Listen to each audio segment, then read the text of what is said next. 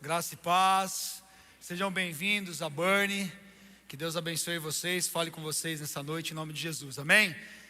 Os nossos visitantes, só um sinalzinho com a mão, só para eu conhecer vocês, levantem a mão, só para conhecer, estão lá embaixo, obrigado, sejam todos muito bem-vindos, de verdade mesmo.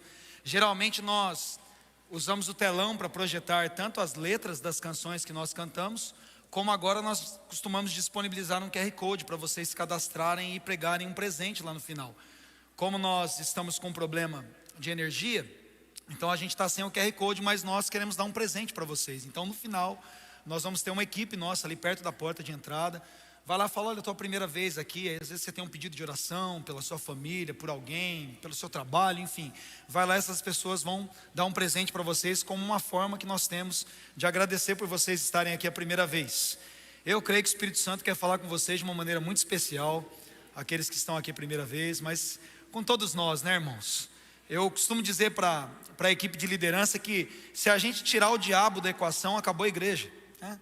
Isso é fato bíblico, irmãos, porque quando a igreja for retirada da terra, o inimigo também não vai fazer mais sentido nenhum, ele só está aqui militando contra os santos.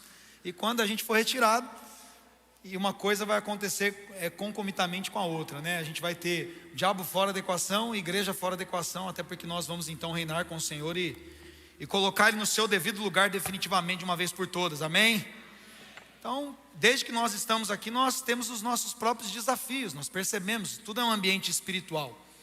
Hoje de manhã, acho que por volta das 6 horas da manhã, uma moça vindo no sentido contrário ali, perdeu a direção, bateu bem no poste da Burnie aqui, rodou e bateu de novo, e a gente fez o culto de manhã sem energia elétrica, né? Não sem a energia do povo de Deus aqui, sem a presença do Espírito, amém? E agora nós estamos aqui, por incrível que pareça, a Bandeirantes ligou a luz errada ali, então quem tem um pouquinho de conhecimento de elétrica, de alguma forma eles conseguiram ligar uma fase no neutro, então a gente liga o 127, ele está 220, e aí a gente tem um sistema de DR aqui, desarma, cai, não deu para ligar o telão. Então perdão, vocês que tentaram cantar as canções com a gente aqui, e puxa, não sei a letra, estou perdido, não foi uma falha nossa aqui, irmãos, mas você fica já com convite para voltar domingo que vem, e ter uma experiência nova com Jesus também, amém? Esse café tá bom, hein? Quem fez está apaixonado. Glória a Deus. Delícia. Fica com inveja do café não, irmãos. Inveja não é de Deus não, amém? Bom, o pastor Mário já trouxe alguns recados. Sem mais demora, vamos para a palavra. Vamos para a palavra, irmãos. Vamos orar. Você pode fechar os seus olhos, pode interceder por esse momento. Pai, em nome de Jesus, nós estamos muito gratos e felizes por estarmos aqui essa noite. Eu te louvo, Senhor, pela vida de cada uma das minhas irmãs e irmãos que estão aqui. Eu te louvo, Senhor, pela vida daqueles que estão aí, quase 200 pessoas, 200 lares, nem sabemos quantas pessoas de fato na internet ouvindo essa mensagem agora, famílias reunidas, e o que nós queremos te pedir, Deus, é que nós precisamos te pedir isso, é que o Senhor mesmo fale conosco agora, Senhor, que seja a tua voz que ressoe em cada um dos nossos corações, apesar de mim e através de mim, que teu Espírito Santo fale conosco agora e prepara os nossos corações, porque a tua palavra é uma semente tão poderosa e ela não vai ser desperdiçada quando cair em nós. Ela encontrará aqui em cada coração uma terra boa, uma terra onde ela vai entrar, vai germinar, vai dar frutos e frutos permanentes para a tua glória, Senhor. Em nome de Jesus, eu abençoo a vida dessas pessoas que estão ouvindo a tua palavra agora, porque eu sei que é o Senhor quem quer falar com cada um de nós, e por isso nós estamos aqui, Senhor, e nós entregamos ao Senhor agora os nossos ouvidos, as nossas mentes, os nossos corações, a nossa atenção, como forma de honrar a tua presença e a tua palavra nesse lugar. Se você concorda com isso, diga amém. Glórias a Deus. Abra comigo lá em Gênesis, como vocês não vão ter o texto na tela aqui, mas Gênesis no capítulo 15, primeiro livro da Bíblia, Gênesis capítulo 15, nós vamos ler a partir do verso 1, e nós vamos chegar até o verso 6. Então nós estamos lendo um texto no primeiro livro da Bíblia, Gênesis, e nós estamos lendo do capítulo 15, o verso 1 até o verso 6, que diz assim na NVI. NVI é uma das versões da Bíblia que nós usamos aqui, tá? Nova versão internacional. Diz assim, ó: depois dessas coisas, o Senhor falou a Abrão numa visão: não tenha medo, Abrão, eu sou o seu escudo, e grande será a sua recompensa. Mas Abrão perguntou: ó soberano Senhor, o que me darás, se eu continuo sem filhos, e o herdeiro que possuo é Eliezer de Damasco? E acrescentou: tu não me deste nenhum filho, um servo da minha casa será o meu herdeiro? Então o Senhor deu-lhe a seguinte resposta: seu herdeiro não será esse. Um filho gerado por você mesmo será o seu herdeiro, levando-o para fora da tenda. Diga comigo: para fora da tenda. Disse-lhe: olhe para o céu e conte as estrelas, se é que pode contá-las. E prosseguiu: assim será a sua descendência. Verso 6: Abrão creu no Senhor, e isso lhe foi creditado como justiça. Bom, deixa eu contextualizar a história. Por mais que Abrão seja um personagem bastante conhecido, né? Mesmo daqueles que não têm tanta intimidade com a Bíblia, porque Abraão é o primeiro patriarca, é dele que vem então os patriarcas, dos quais descendem os filhos ali de Jacó e formam então a nação de Israel. Então, Abraão é um personagem bastante conhecido, para além da história bíblica. A história da humanidade passa pela história de Abraão. 3 capítulos anteriores, no capítulo 12, Deus fala com Abraão a primeira vez. Até então o nome dele ainda é Abrão, que significa algo parecido com pai do nada, ou com pai de vento. Aqui o nome dele ainda não havia sido mudado para Abraão, que significa pai de muitos, ou pai de nações. E Deus o chama pelo seu nome ali. Ele já era um senhor de idade, mais de 70 anos. E Deus fala com ele assim: olha, sai da tua terra e da tua parentela, e você vai para um lugar onde eu vou ainda te mostrar, e eu vou fazer de você uma grande nação. Eu vou abençoar a sua descendência. Você mesmo vai ser uma bênção. Quem abençoar você vai ser abençoado. Quem amaldiçoar você vai ser amaldiçoado. Por meio de você todas as famílias da terra serão benditas. E essa era a promessa para o povo de Israel, que passava por a decisão desse homem de ouvir a voz de Deus e obedecer. A história nos conta já nesse capítulo que Abrão imediatamente na madrugada seguinte levantou, pegou as suas coisas e foi embora. Ele cometeu um leve erro no percalço ali, que ele não foi sozinho, né? Deus disse para ele: ó, deixa a sua terra e seus parentes. Mas ele acabou levando um sobrinho dele, que era o sobrinho chamado Ló. E isso no meio do caminho acabou trazendo alguns problemas para ele, que acontecem principalmente no capítulo anterior. Ló vai morar numa terra que aparentemente era muito boa, muito bonita, mas é uma terra que vivia completamente alheia à vontade de Deus. E eles passam por um período de guerra. Abrão precisa ali se mobilizar e resgatar o seu sobrinho. E quando ele está voltando dessa guerra, um dos reis, que é o rei de Sodoma, oferece, como se fosse hoje, uma grande quantia em prata, em dinheiro, que ele havia recuperado dessa batalha. E Abraão não aceita aquilo. Abraão diz: não, de jeito nenhum, eu não quero ficar com nenhum tipo de riqueza, para você não dizer depois lá na frente que foi você que me enriqueceu. Mas imediatamente aparece uma figura ali, que é a figura de Melquisedeque. É um sacerdote do Deus Altíssimo. Ninguém conhece a sua ascendência, ninguém sabe de que povo ele vem, mas ele aparece e a gente entende, na teologia a gente chama isso de teofania, que é como se fosse uma materialização de Deus ali, de Deus Filho ali no Velho Testamento. Então ele aparece e Abraão logo reconhece quem ele é, e Abraão pega daquilo que ele havia conquistado e entrega 10% de tudo que ele havia conquistado, o dízimo, né? Uma 10ª parte para aquele homem. É a primeira vez que a gente vê o dízimo na Bíblia, não havia nem a lei ainda. Abraão faz isso do seu próprio coração em honra, reconhecendo que era alguém que representava Deus. E depois desse episódio é o que nós estamos lendo aqui, né? Eu gosto de narrar a história, irmãos, porque eu sei que às vezes tem pessoas aqui que nunca ouviram a história. Então você que é um crente mais antigo, tenha paciência. Não é para você que eu estou contando a história novamente. Por mais que, né, todos nós somos edificados quando nos lembramos de tudo aquilo que Deus fez. É por isso que nós lemos no verso 1: depois dessas coisas. Quais coisas? Essas coisas. Depois que Abraão resolveu deixar Ló de lado, porque ele precisou se apartar do seu sobrinho e obedecer completamente a ordem do Senhor, não tendo nenhum parente ali perto dele, mas seguindo um caminho sozinho daquilo que Deus ia fazer. Depois que ele não aceita fazer alianças com os reis dessa terra, mas depois que ele decide reconhecer e honrar o Senhor, Deus volta a aparecer com ele e diz então: olha só, Abraão, não tenha medo, a sua recompensa será grande. Mas qual o problema com Abraão nesse momento? Abraão, ele tem já muitas posses, muitos bens, ele é um homem próspero, ele é um homem tranquilo financeiramente. Quando Deus chama, ele já era assim, alguém muito resolvido financeiramente, mais de 70 anos.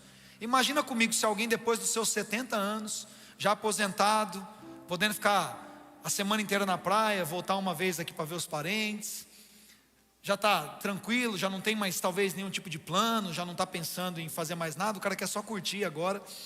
De repente Deus aparece e fala: eu quero fazer de você uma família muito grande. E ele topa a ideia. Só isso já é muito interessante na vida de Abraão, porque ele abraçou essa ideia. Mas agora os anos já se passaram. Muitas coisas aconteceram nesse período. Ele já tinha saído então do seu conforto, do seu sossego, virou um nômade ali, um peregrino. E ele fala: puxa, eu não preciso de bens, eu não preciso de nada mais que possa me ser acrescentado. E eu saí lá da minha terra, da minha parentela, debaixo de uma palavra de Deus que tinha uma promessa. E qual era a promessa? Vou fazer de você uma grande nação. Então quando Deus aparece de novo para ele agora aqui, ele não é só mais um homem que era sossegado, um homem que era estável financeiramente, um homem que talvez não precisasse mais de uma aventura na sua vida. Agora ele era um homem também talvez um pouco cansado de toda essa situação.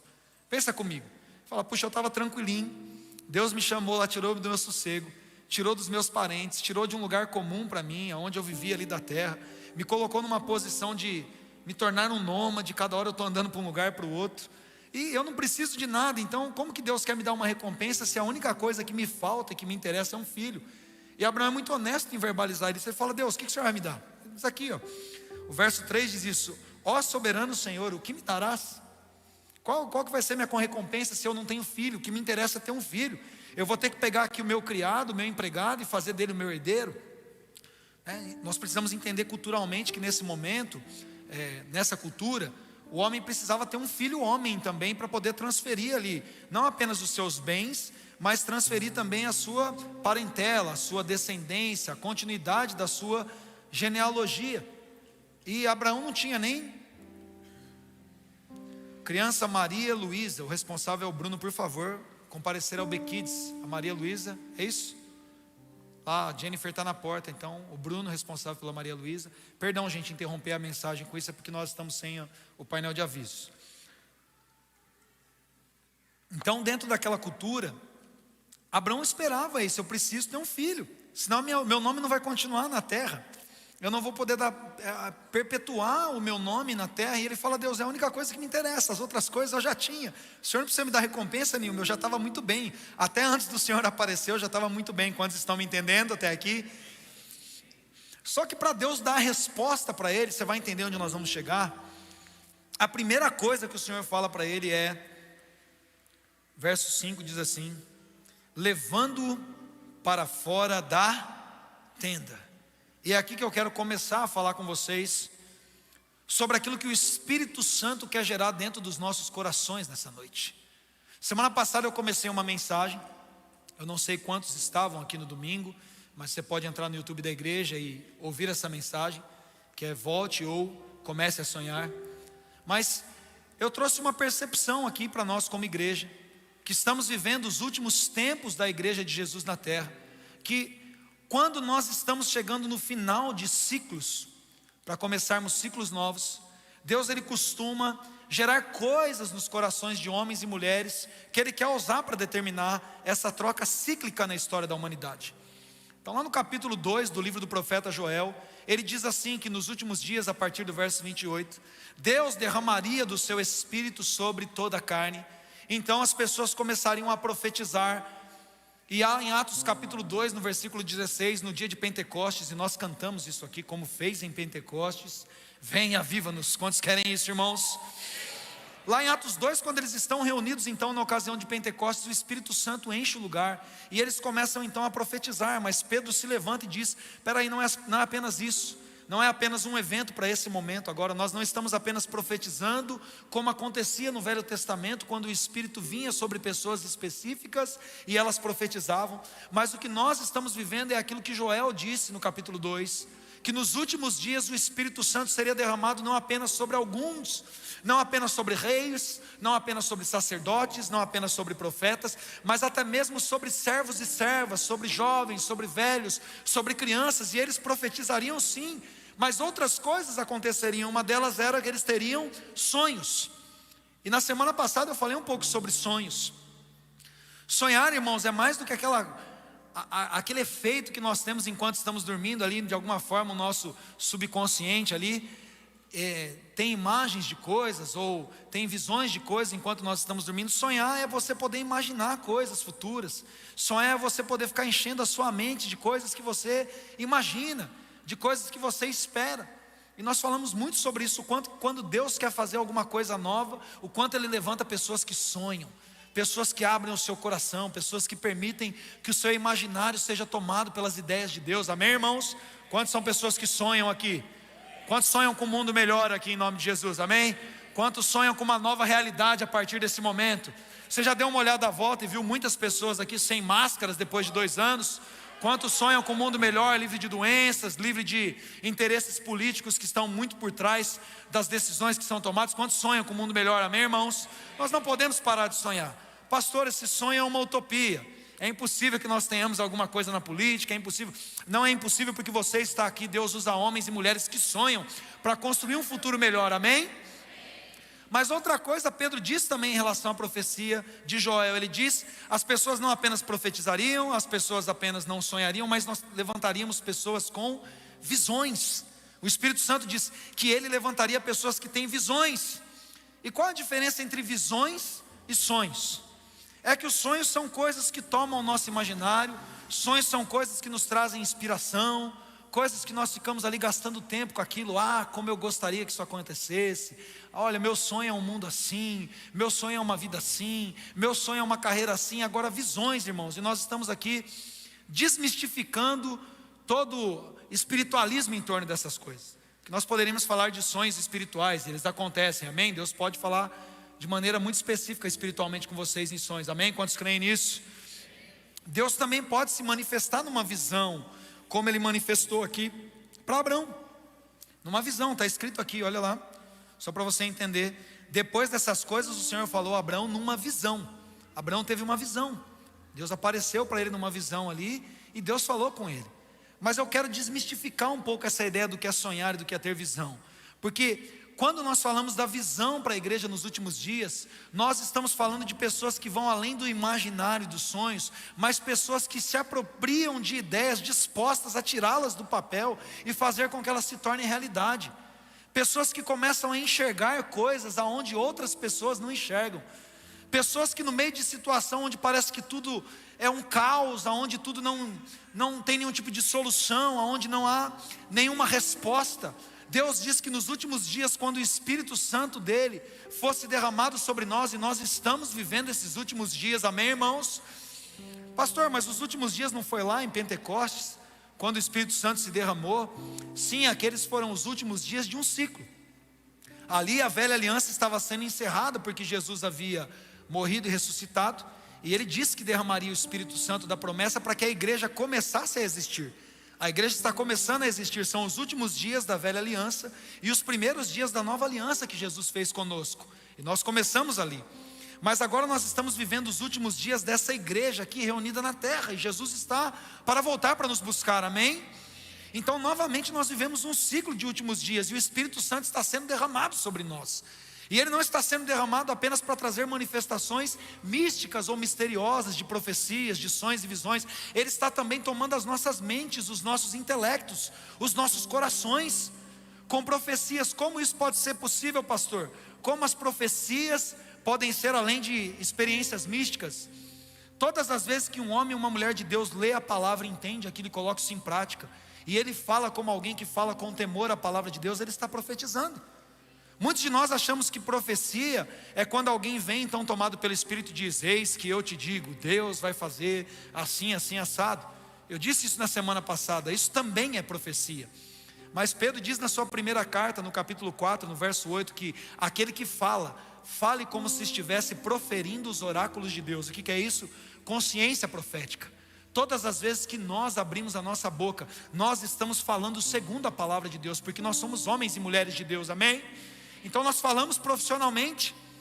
Você atende alguém no seu consultório, na sua clínica, quando você dá uma receita, quando você diagnostica alguém, você está falando como alguém que transmite uma palavra de Deus, porque da sua boca está saindo a verdade, da sua boca está saindo o melhor.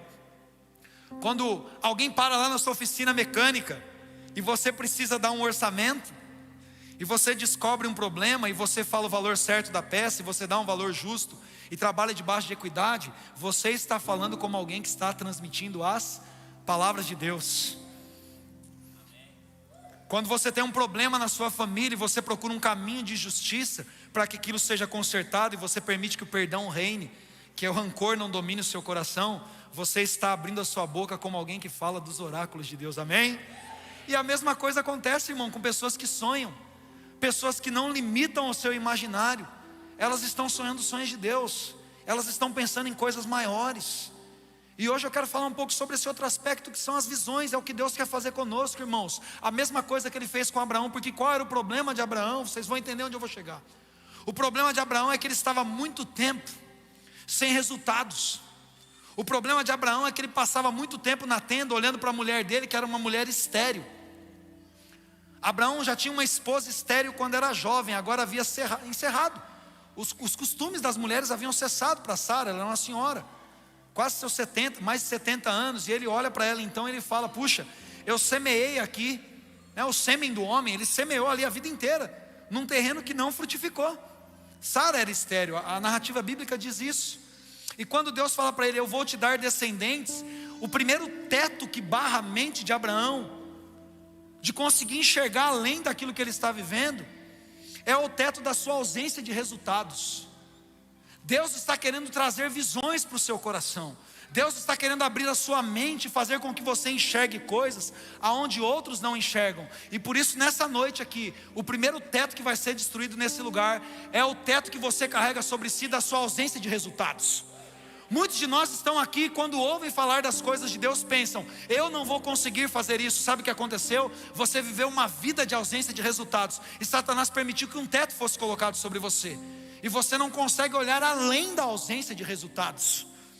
Mas Deus está destruindo isso aqui. Deus te trouxe aqui nessa noite para falar: saia debaixo do teto da ausência de resultados, porque eu sou o Deus que estou falando contigo. Eu estou dizendo para você: conte as estrelas.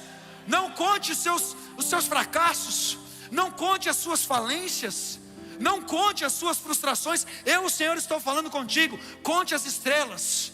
Se os seus fracassos foram muito grandes, se a sequência de ausência de resultado na sua vida já perdura por anos, se você é alguém frustrado na sua carreira, nos seus relacionamentos, se você é alguém frustrado na falta de solução em qualquer área que seja da sua vida, Deus está destruindo esse teto nessa noite. Está dizendo para você: olhe para as estrelas, se é que você pode contar, porque aquilo que eu vou fazer é muito além do imaginário.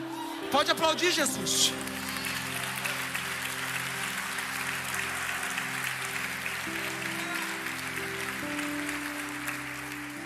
Mas existe um segundo teto aqui, irmãos. Existe o teto do meio social. E muitas vezes esse meio social, ele é até cultural, um pouco maior do que nós, e muitas vezes religioso. Muitas vezes Satanás usa o nosso próprio teto religioso e teológico para impor até onde a gente pode ir, para impor até onde a gente pode chegar. Nós vivemos muitas vezes no meio de pessoas que, por mais que elas tenham uma boa posição de liderança, um bom conhecimento, elas nos ensinam e elas tentam dizer para nós que a gente pode só ir até ali. Às vezes pessoas que nos amam. Muitos de nós às vezes ficamos debaixo de uma influência dos nossos pais, de professores, de instrutores nossos, que delimitam até onde alguém pode ir pela sua própria carreira, que delimitam até onde alguém pode ir pela sua herança demográfica, étnica, por ter nascido mais pobre, por ter nascido de uma determinada etnia, porque nós olhamos as estatísticas, nós olhamos o que o censo diz. No nosso país as pessoas de determinada cor são as pessoas que são tomadas pela pobreza. No nosso país as pessoas que nascem numa determinada região e que têm um diploma num determinado nível não conseguem chegar em nenhum lugar. Deus está aqui também para destruir esses tetos malditos que tentam dizer para você onde você pode chegar, que tentam determinar na sua vida, porque se você nasceu numa família pobre, você não tem condição, porque se você ainda não tem um diploma universitário, você não tem condição, porque se você já chegou numa certa idade e não tem um casamento, você não tem condição. Deus está dizendo para você: todos esses tetos que foram colocados em você, eu estou falando para você: saia debaixo disso nessa noite em nome de Jesus. Nenhuma dessas coisas pode determinar os seus resultados. Quem determina o resultado nas nossas vidas é aquele que fala com a gente nessa noite: sai da tua tenda, olhe para o céu, conte as estrelas. Irmãos, nós só podemos chegar em lugares onde os nossos olhos chegam primeiro. É por isso que o Espírito Santo diz: eu darei visões para os jovens. Eu farei com que eles enxerguem além, porque antes da gente chegar num lugar, os nossos olhos chegam primeiro. Quantas vezes você está indo aqui, descendo a serra, para o nosso litoral norte aqui, nosso litoral sul, e quando você está lá no topo da serra, se tiver um tempo bom, você olha para baixo da neblina, e o que você vê lá embaixo? Você vê a praia ali, você vê a orla, Muitas vezes você está ali a 15, 20 quilômetros de distância, mas os seus olhos já chegaram ali. Deus está te dando olhos espirituais que vão chegar em lugares onde os seus pés vão pisar depois. Deus está ativando a sua visão espiritual aqui, para que os seus pés e as suas mãos vão trabalhar nesses lugares onde Deus está colocando os seus olhos agora. Deus está abrindo as nossas visões nessa noite. Lá em Números, no capítulo 13, irmãos. Abre comigo lá em Números 13. Lá no verso 30. Nós temos um homem chamado Caleb, responsável Cássia, criança Sofia, comparecer ao Bequides. A responsável é a Cássia e a criança é Sofia, Bequides. Lá em Números 13, 30, abriram aí Números 13, 30. Nós ainda estamos no Pentateuco, é o quarto livro. 3 livros depois, diz assim: então Caleb fez o povo se calar perante Moisés e disse: subamos e tomemos posse da terra, é certo que venceremos. Quem que é esse homem aqui? Nós estamos agora chegando no momento daquela promessa que Deus fez a Abraão se materializar. Abraão tinha passado, seu filho Isaque tinha passado, seu filho Jacó, de quem descendem as 12 tribos, tinha passado, um período de escravidão já tinha acontecido no Egito, mais de 400 anos, nós estamos aqui há mais de meio milênio depois. E eles saem no êxodo do Egito e agora eles estão à porta de entrar no lugar que Deus tinha prometido. Aquele lugar onde Abraão andou, aquele lugar pelo qual os pés de Abraão pisaram na areia, o lugar que Deus prometeu dar para a sua descendência, eles estão aqui agora na materialização. Mas o que acontece? Eles separam 12 líderes ali, cada um é representante de uma dessas tribos que compõem a nação de Israel. E eles sobem, são homens líderes, são pessoas que têm uma formação um pouco melhor, são pessoas que têm uma posição social um pouco melhor. E eles vão até a terra. O que eles veem? Eles veem que a terra é muito boa. A terra realmente era como Deus dizia. A terra manava leite e mel. Vem 2 homens carregando um cacho de uva. Imagina pegar um cabo de vassoura aqui, 2 cabos para carregar um cacho de uva só. Por isso o nome do lugar era Vale de Escol. Escol significa cachos. Eles voltam com esse relatório. Eles dizem: olha, realmente o lugar que a gente foi é top. A gente nunca viu um lugar assim. Tem tudo que Deus disse que tinha, mas tem um problema. 10 deles dizem assim: tem um problema. Os homens que habitam lá são gigantes, são poderosos, a gente não tem chance nenhuma de derrotar esses homens. E aí eles conseguem, gente, olha só, eles conseguem inflamar, eles espalham isso, está ali o verso 32, espalharam entre os israelitas um relatório negativo acerca daquela terra. Eles inflamaram mais de 1 milhão de pessoas com relatório negativo, dizendo: ó, Deus falou que o lugar é bom, mas deixa eu te contar um negócio, não vai dar para a gente. Deus disse para a gente fazer um negócio, mas não vai dar. Por quê? Porque é muito difícil. Você já viu quem é o presidente? Você já viu como que são as decisões científicas? Você já viu como está a nossa economia? Você já viu os índices de desemprego? Você já viu como essas pessoas que tentam essa carreira que você está tentando se dão mal? Você já viu como esse mercado está saturado? Ah, é muito bom mesmo, para dar certo é quase que impossível. Eles encheram a mente do povo com relatório negativo, mas alguém que tinha visão estava vendo a mesma coisa. Caleb disse: cala a boca todo mundo, parem de falar, calem a boca.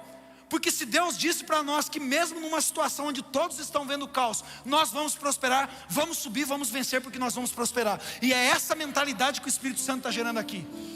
Não importa o que as pessoas dizem a respeito da situação que nós estamos, não importa se o mercado está saturado, não importa se a economia está um caos, não importa o que está acontecendo, Deus liberou uma palavra e está abrindo os nossos olhos. Para onde todos os outros veem problemas, nós veremos soluções. Onde todos os outros veem caos, você vai enxergar a solução em nome de Jesus. E pode subir, se for aplaudir Jesus, aplaude mesmo.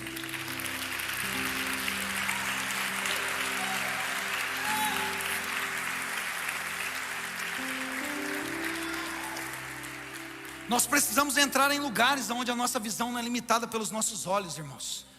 Os nossos olhos nos contam muitas mentiras. Os nossos olhos nos contam muita mentira. E nós estamos cercados muitas vezes de pessoas que não enxergam como nós enxergamos. E é por isso que o diabo muitas vezes usa o medo daquilo que nós vemos para nos limitar, para a gente achar que a gente não vai conseguir. O diabo adora usar o medo para tentar nos parar, para tentar nos barrar. Lá no 2º livro de Reis, no capítulo 6, no verso 17, nós temos Eliseu ali, um profeta que realizou aqui o dobro de milagres que o seu antecessor Elias havia realizado. E ele está numa determinada situação em que ele está cercado pelo rei da Síria.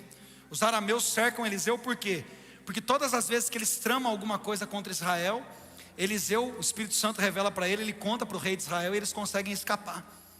Aí o rei da Síria fala: a gente tem um espião entre nós. Mas não era um espião. Os próprios conselheiros dele dizem: não, não é um espião, não, é Eliseu o profeta. Até o que você pensa no seu quarto ele já sabe. E aí ele fala: vamos matar Eliseu, doido, né? Quer ir matar o profeta. E aí ele cerca ali a cabaninha de Eliseu com carros de guerra, com guerreiros poderosos. Imagina tipo uma cena lá dos Vikings na Netflix. Tá Eliseu sozinho dormindo na barraca com o assistente dele. E de repente na hora que ele acorda, os caras com escudo, cara pintada, o Ivar cheio de sangue lá, vou acabar com esse cara. Aí o profeta levanta, sai da barraca dele, coloca a fogueirinha na pedra, começa a fazer a crepioca dele, passa Nutella, abre a Coca Diet dele, 8 horas da manhã, o profeta toma coca logo cedo. Amém. E aí o que acontece? O assistente dele levanta. Só que o assistente dele vê tudo aquilo. Imagina, cara, você acorda ali. Crente costuma acordar cedo para trabalhar, para ter tempo de oração. Acorda ali antes das 6 da manhã, acorda, o sol está nascendo. O menino acorda e olha e vê tudo aquilo. Ele fala: Eliseu, igual o Cid na Era do Gelo, né? Nós vamos morrer. Aí Eliseu olha para ele e fala: você está preocupado com o quê? Come uma crepioca comigo aqui de boa, aqui, ó. Quer só com Nutella, leite condensado, coco. Deu fome agora, né? Mas sabe o que acontece, irmãos? Olha, abre comigo, 2 Reis, capítulo 6, versículo 17. Eliseu bota a mão na cabeça dele. Como a gente está sem máscara, eu acredito que você lavou a mão. Irmãos, se vocês tiraram a máscara, é bom avisar que vocês precisam escovar o dente melhor também, tá bom? As irmãs podem passar batom, antes a máscara dá uma seguradinha. Aí vocês estão continuando lavando a mão, tá bom? Bota a mão na cabeça da pessoa que está do seu lado assim e fala: sai! Com muito carinho. Sabe o que Eliseu faz? Ele bota a mão na cabeça dele e fala assim: Senhor, abre os olhos dele para que ele veja. Então o Senhor abriu os olhos do rapaz. Deixa eu te falar uma coisa, ele estava enxergando, irmãos. Ele estava enxergando a realidade material das coisas. Ele estava vendo os carros de guerra e tudo. Mas olha o que a palavra de Deus diz: então o Senhor abriu os olhos do rapaz. E o que ele viu? Quando ele olhou, ele viu colinas cheias de cavalos e carros de fogo ao redor de Eliseu. Deixa eu te contar uma coisa, tem inimigos cercando a gente, tem situações difíceis cercando a gente, mas muito maior é aquele que está com você. Existem anjos do Senhor acampados ao redor daqueles que os temem, e Ele livra cada um de nós. O que nós precisamos é que os nossos olhos espirituais sejam abertos, porque a gente só perde o medo, irmãos, quando os nossos olhos espirituais veem melhor do que os nossos olhos mentais. Não só os nossos olhos físicos, porque a visão é um negócio da mente. A gente precisa fazer um mindset aqui espiritual, porque muitas vezes nós estamos olhando com os olhos da nossa mente humana. E gente, tem problema demais, mas nós estamos cercados pelos anjos do Senhor. O Espírito Santo de Deus vai nos levar em lugares aonde outros não chegaram, irmãos. E Ele quer curar você inclusive de uma visão errada, porque muitos de nós temos uma visão clara, mas é uma visão errada. A gente está tão convicto de algumas coisas que são as melhores para nós. Tantas vezes nós estamos tão convictos de posicionamentos que são corretos, que é pior do que ser cego. Paulo, lá em Atos capítulo 9, Paulo era um homem de Deus, irmãos, temente a Deus. Quando ele defende a sua autoridade apostólica, ele diz: na minha idade eu superava todos os fariseus aqui, eu era um homem temente a Deus. Mas o que ele fazia com o temor dele a Deus? Matava cristãos, prendia mulheres inocentes e crianças inocentes. Um homem que temia a Deus, mas ele tinha uma visão errada acerca das coisas. E muitos de nós estamos aqui e não estamos vivendo o que Deus tem para nós, porque nós nos enchemos tanto de paradigmas, nós permitimos que tanto conhecimento nos inchasse sem amor, que tantas coisas dominassem o nosso ego, e nós estamos tão claros que nós estamos fazendo algo certo. Deus também quer curar os seus olhos errados aqui, colocando talvez uma cegueira na sua vista, com coisas que você não precisa ver para poder abrir os olhos que Ele quer abrir nessa noite. Paulo fica cego quando Deus cura ele. Deus fala: vou te curar. O que Ele faz? Deixa Paulo cego, porque ele precisava perder uma visão errada. E existem pessoas nessa noite que em nome de Jesus vão perder essa visão errada, e Deus vai mandar a gente para te curar depois. Paulo fica ali com Ananias 3 dias e ele ora por Paulo. Fala: Senhor, faça com que ele recupere a visão. Não aquela visão cheia de paradigma, cheia de preconceito. Não aquela visão que ele acha: não, para ser crente tem que ser assim, o evangelho é isso, e sabe, um monte de doutrina humana infectando as pessoas, um monte de barreira religiosa. O teto religioso, sem sombra de dúvida, é o pior, dizendo para nós como nós podemos adorar a Deus. A gente chapa mesmo e pula e sai do chão, porque esses dias eu vi alguém postando: não critique alguém quando você vê alguém pulando e gritando na presença do Senhor, você não sabe de onde Deus tirou ele. Você não sabe o que Deus fez comigo, irmãos.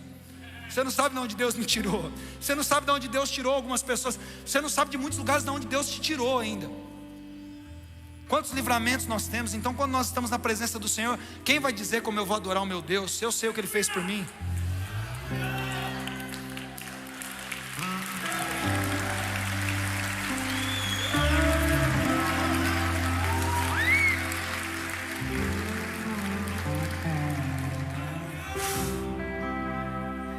Coloque-se em pé em nome de Jesus.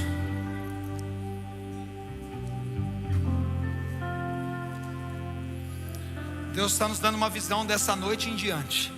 Eu creio nisso. Não sei o quanto você chegou enxergando até aqui, mas Deus está abrindo olhos espirituais numa dimensão que você nunca experimentou antes. Deus está abrindo a nossa visão desse dia em diante. Hoje é 20 de março, marca aí na sua agenda. Deus me curou, Deus me deu uma nova visão. Lá em João no capítulo 9, no versículo 25, Jesus cura um cego de nascença. E os religiosos, eles ficam desesperados, né? Quer que ele explica. As pessoas querem que a gente explique cientificamente por que a gente crê em Deus. As pessoas querem que a gente explique as nossas experiências. Não, se não der para colocar na minha caixa intelectual, eu não acredito. E eles querem apertar o cego a todo custo. Ele fala, não, quem que te curou? Como que foi esse negócio e tal? E ele diz, eu não sei, né?